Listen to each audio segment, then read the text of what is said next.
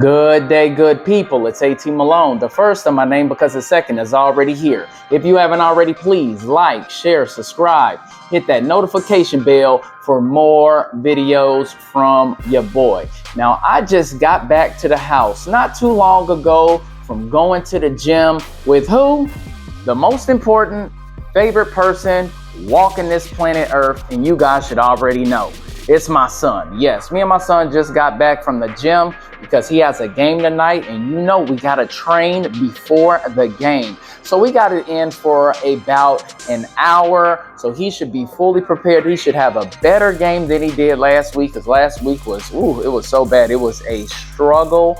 He just couldn't get his shit together, but I got a good feeling that this week he is going to correct all of those errors, and that's what training is all about, and what I'm beating into his head and what I'm gonna beat into y'all's head too. Guys, listen, you have to practice on whatever things that you got going on. You have to look in the mirror, be honest with yourself and say, listen, these are my imperfections. These are the areas that I am weak, and you must work on them every single day, because what man wants to be looked at as weak? Why would you want anybody to have one up on you when you have all of the opportunities to get better at it? Regardless if it takes time or it takes effort, who cares? You have 24 hours in a day. You need to perfect your imperfections. This is what allows you to stand out front of the crowd. It allows you to defeat your competition. Hell, it allows you to prove to yourself that you can do whatever it is that you set your mind to, guys. And in order to do that, one, you got to be real with yourself. Two, you got to see how you measure up to your competition. And three, you actually got to put in the effort to do so. So you got to make sure that you keep that in mind, and also understand that your kids are looking at you. So if you are telling your children, like I tell my son, hey, you have areas of improvement that you need to work on. You know that he's looking at me and seeing if I'm working on my areas of improvement. So you got to practice what you preach too, guys. You can't sit over here and give advice that you're not willing to take yourself. So me personally, this is one of the reasons why I record so much content, because I am working on my communication skills. I am reading every day, basically, so I can continue to self-improve, so I can educate myself, so I can pass on this knowledge, this wisdom, which is what we are continuing to talk about in chapter 15. So we pass it on to the ones around us so they can utilize the information that we're learning, and they can put it towards their everyday life so they can self-improve as well. So guys, make sure that you are working on your imperfections. You make sure that the people, your kids, your woman, your sisters, your brothers, that they are also working on their imperfections so they can be the best version of themselves. That is the thing that we must do all day, every day. Life is about self-improvement, learning from our mistakes, understanding that the mistakes that we've made, we got to make sure that the people around us don't make the same mistakes. So it takes effort, it takes time, and guess what? You better utilize that time wisely, because you don't have a whole bunch of it, all right? Well, that is my freestyle thoughts of the week. Some spam person is calling me. Yes, anyways. And I hope you guys enjoyed it. But now it is time to get to the main course, guys. We are on The Richest Man Who Ever Lived, King Solomon's Secrets to Success, Wealth, and Happiness. And we are on chapter 15, and this is part 2, titled Solomon's Foundation for Success. Now, last week I talked about how you don't need to have a high IQ to become wise, the critical difference between wisdom and knowledge, and acquiring wisdom. For an example, a checking account of knowledge, understanding why you act the way you do, and we are going to continue from there. Now, a fountain of life. Now, we all know the fountain of youth doesn't exist, but Solomon reveals a much more practical and miraculous fountain in Proverbs 16:22. He calls it a fountain of life. Now, what is the fountain of life?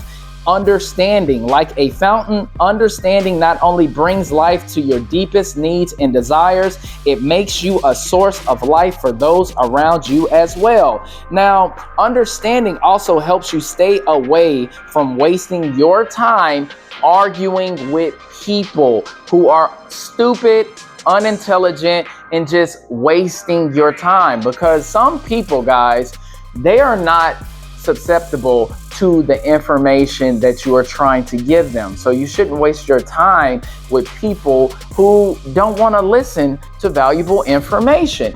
And it also helps you understand that, listen, when we are trying to pass on knowledge, wisdom to other people, you also have to gauge if it's worth you sitting there taking time out of your day when you could be utilizing that to be more productive in your own life, helping other people. So having that understanding helps you judge the character of others around you. Like when you call somebody your friend or your family, are they really? Because friends, family, they have your best interests. Okay, now the only way that you're able to judge that is if you have that knowledge, that wisdom, if you've experienced certain things in life to be able to see if this is a good person, if this is a bad person. So understand that understanding is super important because it prevents you from wasting your time on people who should not even be there in the first place. All right. Now, the favor of those in authority. Now, we all like and appreciate when those who are in authority tells us good jobs, gives us a pat on the back, right? Well, Solomon tells us when we act wisely, we will gain the favor of those in authority. And that's Proverbs 14:35. He also says in Proverbs 12:8, a man shall be commended according to his wisdom. Commendation is praise accompanied by an award, like a raise or a bonus. Now, every year we get a evaluation at my place of employment, and we get our raises based upon the percentage of what the company has grossed for the year. And I always get the max bonus. Why? Because throughout the whole year, I'm adding a ton of value to my department. I'm looking at problems, assessing them, and I'm fixing the problems, right? So in return, what does my manager do? He gives me the highest percentage because I am proving what my value is, guys. And that's something that you have to do at any place of employment. You cannot complain about not getting a raise, not getting a promotion if you are not doing the things necessary to do so. You should be able to go to your one-on-ones, right? When it comes to, getting your evaluation done, and you should have it documented so you can state exactly what you've done for the year and why you deserve that raise, why you deserve that promotion. And if you do not have that proper documentation, then you don't deserve it because you ain't done shit. So just make sure, guys, that, listen, everybody wants to be appreciated. Everybody wants the person that they report to respect them, to hold them in high regards. But it takes action. It takes wisdom. It takes knowledge in order for you to do so. And in order for that to happen, guys, you got to make sure that you are doing the things necessary for that to happen. All right. Now, value and honor. According to Gary Smalley, the number one desire of a man is to be admired, and every man, woman, boy, and girl wants to feel valued. And Solomon tells us that the one sure way to be valued and honored is to become wise. The wise will inherit honor. Now, this is true with men because admiration equals respect, and every strong man desires to be respected from your woman, from your kids as well. But this is the thing, guys. See, when you want everybody in your household to respect you, right? That also means you have to be the wisest. You have to be the smartest. You have to be the best decision maker in your home. Think about it. If you are making bad decisions, whether it's financially, because you'll put your whole family in a financial strain, if you are not financially sound, you got to keep a roof over your head. all bills must get paid. You don't want to get your car repo because you're late on your car payments, right? Well, those things can't happen if you want your family to respect you, if you want your woman and your kids to respect you. You always have to be that guy that they can come to with any problem, and you have to have a sound solution every single time. You have to give good advice, and that's just part of being a man, being the head of your household, being a leader. That comes with the territory. You must be the wisest person in the household if you want 100% submission from your woman, from your kids, and 100% respect. All right. Now, riches. Solomon is talking about both material and spiritual riches. Material riches can be measured in terms of bank accounts, portfolios, assets, and possessions.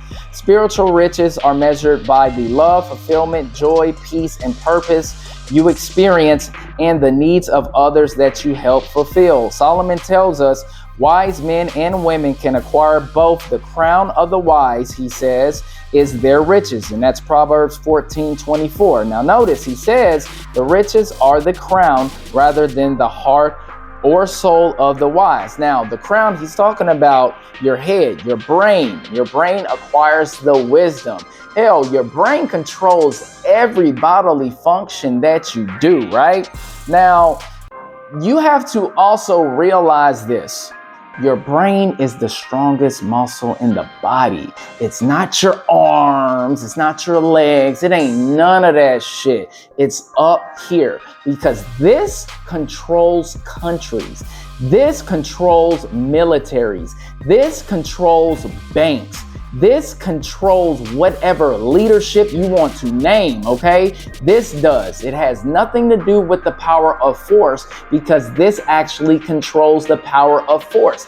It's not your heart because without your brain telling your heart to pump that blood through it, you ain't got no damn heart, okay?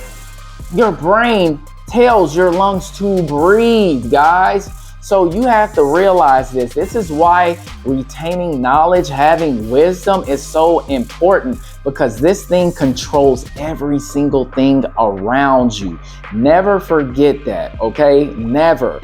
As long as you retain information, knowledge, and wisdom, you have the power to control your own destiny, all right? Excuse me. All right, protection and safety. Proverbs 2:11 through 12, Solomon writes, discretion will protect you and understanding will guard you. Wisdom will save you from the ways of the wicked men, from men whose words are perverse. Wisdom protects us from dangerous situations and from falling prey to people driven by unethical values, motives, or intentions. He's talking about gaining a level of discernment that can see through people's facades. Now, men must always have discernment because that's how we protect our loved ones. For an example, guys, we make sure that we have cameras placed all throughout our household. When we are gone, we can monitor what's going on. We have dogs. At least smart people have dogs, not just for another member of the family and for our entertainment. They're for protection as well. See, that's the only reason why I have my dog and I love her to death. She is a protector. She's another layer of security. She makes sure nothing comes in that yard, that backyard, or come inside of the house whenever I am not around. And even if I am around, she is still on guard mode, right? So that is having a level of discernment. Another example is this, right? And I know a lot of, these modern women don't like this, but if you are with a man, he has control over what he deems when it comes to your sexuality, how you dress outside the house. If he thinks that you are dressing too provocative, if he loves you and he cares about you, he gonna tell you to change that shit. Not because he wants to control you, but he's trying to prevent issues whenever y'all go out, okay? Because guys are going to be guys, and there are some disrespectful ass men who don't give a damn if they see y'all together. They will still say certain things because of the way that you are presenting yourself. So if you put on just this sexy ass dress, and that doesn't mean that you can't dress sexy, but it's up to your man to decide the level of sexiness he is okay and comfortable with dealing with, because you already know if y'all go out and there is a guy that says something crazy or grabs your ass or do something disrespectful, now you have put you and your man in danger, because now he has to stand up for you. He got to punch this dude in his face. Something is going to happen in a violent manner, which would have been unnecessary if maybe you didn't dress so provocative, right? But at the same time, the man has to say, listen, you either dress down or we don't go out at all. And if you choose to go out in that outfit, I ain't going with you. And if you choose to go out without me, the relationship is over, because we do not support simps over here. We ain't doing none of that. So just understand, guys, that men must have discernment in order to protect. It's not a control thing. It is a protection and security thing. All right.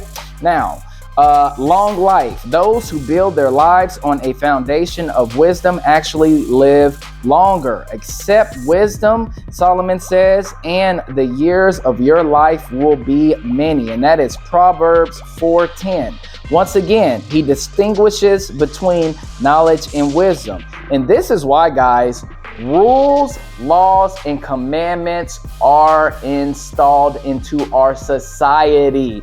Why? Because human beings are destructive creatures. If we don't have rules, guess what? Anything goes. If we don't have commandments, then how can we be godly people and have any level of integrity, honor? We need these commandments because human beings have an evil nature. We need laws in order for us to have a healthy society. Think about if we didn't have any type of laws, right? And some people now, if you think about it, with all of these, illegal migrants crossing the borders, not just in the US, but everywhere else, right?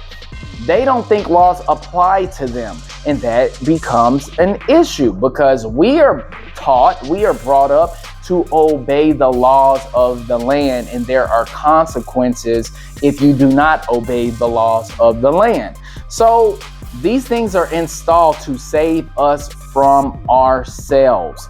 It's not a bad thing to have laws. It's not a bad thing to have rules, because in your household, at least I know in mine, there are rules and regulations that everybody has to abide by, including myself, in order to have a well-rounded, healthy family dynamic.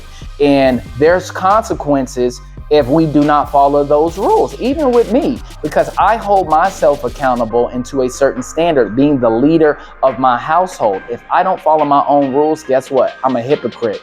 If I'm looked at as a hypocrite in the eyes of my lady and in the eyes of my son, guess what? Respect is lost, and we all want to be respected and admired. So make sure that you understand, guys. And I know that we all break rules, right? From time to time, because we're not perfect. We need to do our best to obey the rules, the laws, and the commandments in order to preserve our lives, guys. Because think about it. If you are speeding and you're going, 80 miles an hour, the speed limit is 40, okay? You are risking the lives of the other people around you that's driving, because anything could happen. You could lose control and you could run into somebody that was actually going the proper speed limit. That is an example of living a long life, because if you would have been following the speed limit, guess what? You probably would have been able to hit the brakes faster. You probably wouldn't have, been able to hit, a ongoing, driver, a lot of things. But that's why you live a long life, because if you follow the rules, you follow the commandments that God has given us, then guess what? It prevents a lot of variables from you risking your life, okay, and cutting it short. All right. Well, that's all I have for this week, guys. We're going to get on part 3 next week. And I hope you guys enjoyed this video. I hope you got the insight, the motivation, the perception, the point of view coming from me. And do me a favor, like this video, sub to this channel, and I will see y'all next week. Peace. Feel like they trying to box me in, so I keep a small circle around me, so fuck friends. I kept it real out the gate. These other cats